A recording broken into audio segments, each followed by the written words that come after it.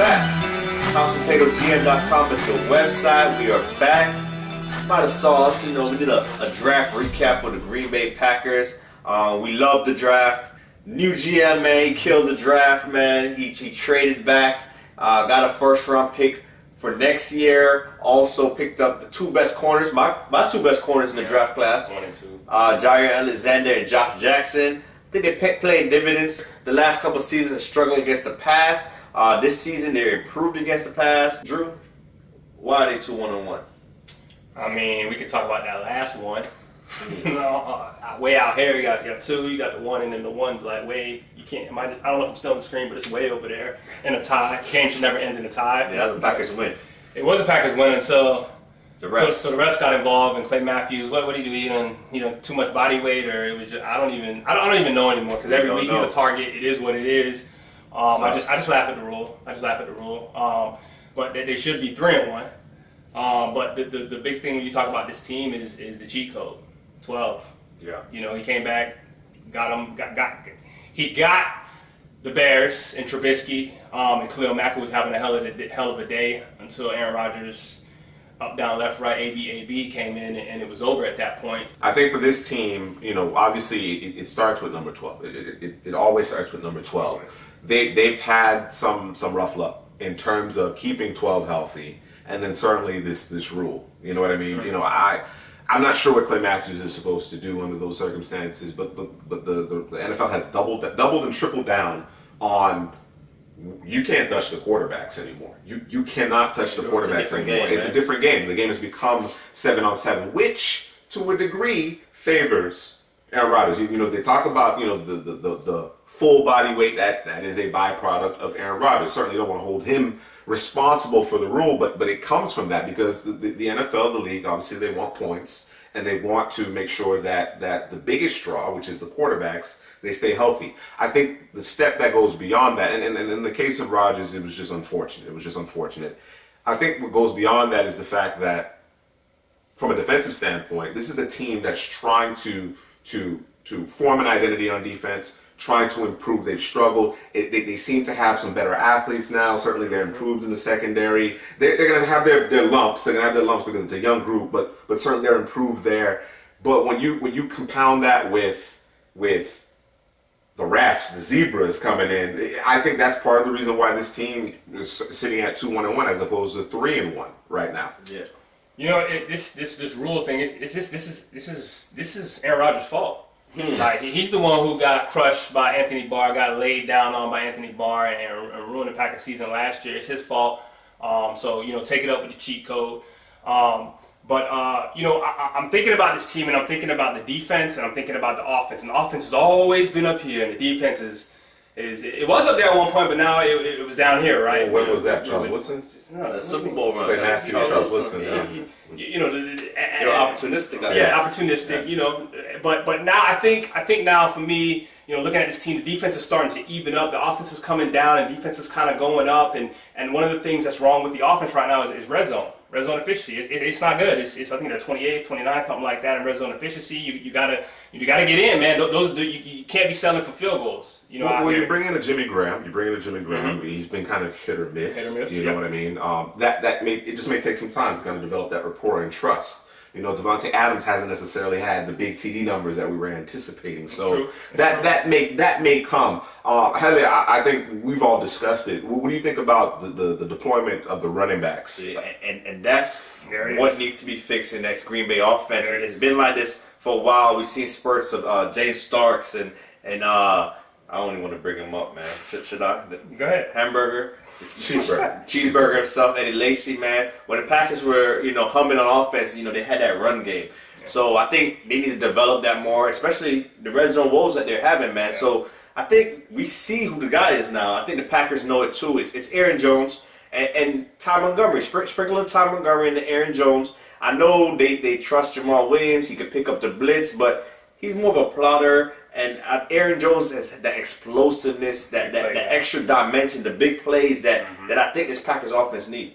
You know, Rodgers has gone on record, and generally speaking, when Rodgers points out, hey, we need this guy more, that guy, then there's a correction that's to follow. I think Jamal Williams obviously has a role. Yeah. And I think as the season progresses, you know what I mean? You don't want to give Aaron Jones 30 carries a game, obviously. So there's a role, but he needs to be on the shorter end of that timeshare or that committee that they have in place. I agree with that. I just think as the season progresses, as it gets colder, he has a role. He has a role. But I'm 100% agreement with you in terms of you need to get your playmakers. You just got Jones back from his suspension. You need to get as many playmakers on the field on either side of the ball as you possibly can. We've talked about it a little bit in terms of their draft. They've added 2 playmakers at the top of the draft with Alexander and Jackson.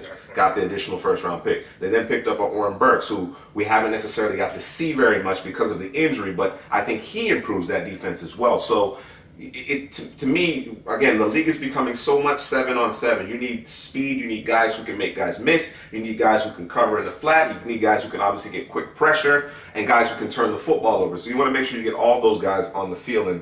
And slowly but surely, I have kind of a mixed feelings about Mike McCarthy. I think with number 12, and you can harken back to Ted Thompson a little bit, and about putting enough around that guy, maximizing what you have in Aaron Rodgers. I want to see this team do that moving forward. I think they're kind of doing what they've been doing. You know what I mean? But I do believe that they're starting to garner the pieces to become a much more well-rounded football team. Yeah, man. I know you're speaking of the defense, man. We talked about the 2 corners they drafted. I think they're playing very well for rookies. And the issue with the Packers that we had from last year is rushing the quarterback. I know Kyle Fackrell had 3 sacks last week, but we don't expect him to just blow up and have a double-digit sack season. So it's really Clay Matthews and Nick Perry. Nick Perry, who been struggling this season, man. So,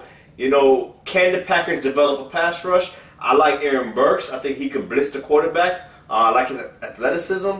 But the rest of the guys, especially Nick Perry, he needs to step up. They're in that Mike Pettin defense, attacking defense. They want people coming downhill, making plays, and they have the corners to do it. Just like you said, can they find the pass rush? I mean, I guess we'll find out soon enough. They're going to have to take more chances. Yeah, that's what they've been kind of trying to do. Yes, sending more blitzes. And it's on the coaching staff too. The coaching staff has to have the confidence that, okay, my young DB is going to hold up. Yeah. You know what I'm saying? Because when you're talking about ball hawks, they can bite on the double move. They can, you know what I'm saying? They can take some chances, but I think ultimately if they can get their red zone issues solidified, I think they can be explosive enough. They can be explosive enough in order to take more chances on the defensive side of the ball. But I think the issue with that is, okay, we need to generate a pass rush. Let's send more blitzes. But those safeties are really struggling. I think losing Micah Hyde a couple of seasons ago, losing Morgan Burnett last season is, you have Ha Clinton Dix out there, but there's no other safety to pair with him right now. So I think the issue is if we send more pressure, how are those safeties in the back end going to hold up? I have a lot of confidence. I have a lot of confidence in Alexander Jackson and Kevin King. Yeah. I have confidence in those guys, and Dix has to be your center fielder. He has to be your center fielder. He's the elder statesman in that defensive backfield now. So, like I said, the question that you have, Headley, is legitimate. It is legitimate, but it comes down to the question: do I want to die by 1,000 cuts, or do I want to take my chances? Do I want to take my chances? Gotta take your chances. You know how I feel about it. I'm not. You're not gonna stab me 1,000 times. One shot to the head. If you miss, you miss. If not, I got you. You know what I mean?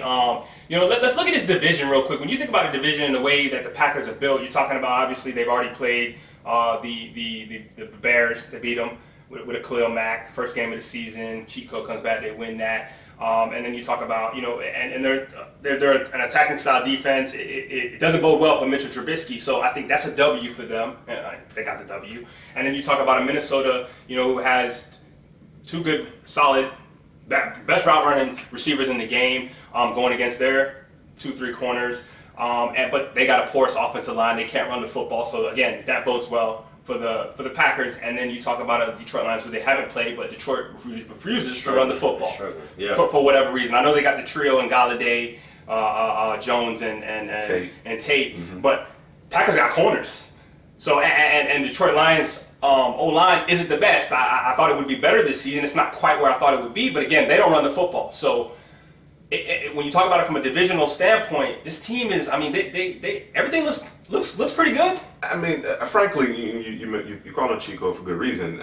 You keep 12, you're going to be right there in the hunt. You're going to be right there in the hunt. I think what you have to have, and what we've been clamoring for, and I'm sure the Packers fans have been clamoring for, is we need to be better around Aaron Rodgers. Yeah. He does so much to elevate the play of everyone else around him.